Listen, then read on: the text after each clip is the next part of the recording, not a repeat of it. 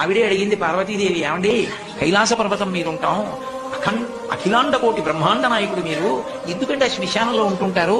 కొంతమంది పని కట్టుకుని అదే పనిగా శివుడు శ్మశానవాసి అని అక్కర్లేని ప్రచారాలు అన్ని మొదలెడుతున్నారు కదా, ఎందుకంటే ఆ శ్మశానంలో ఉంటారని అడిగింది.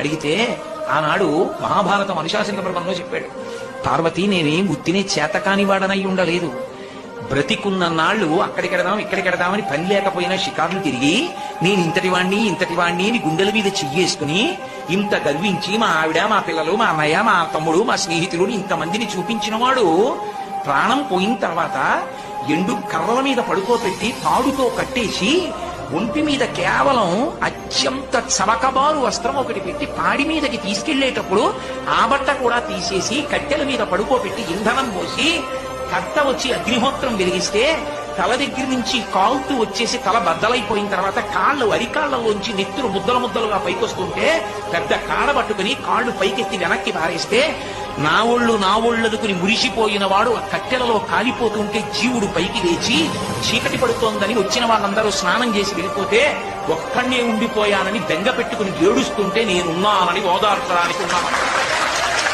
నేను లేకపోతే చచ్చిన వాడు చస్తాడు పార్వతి అందుకున్నానన్నాడు. అది ఆయన ఔదార్యం.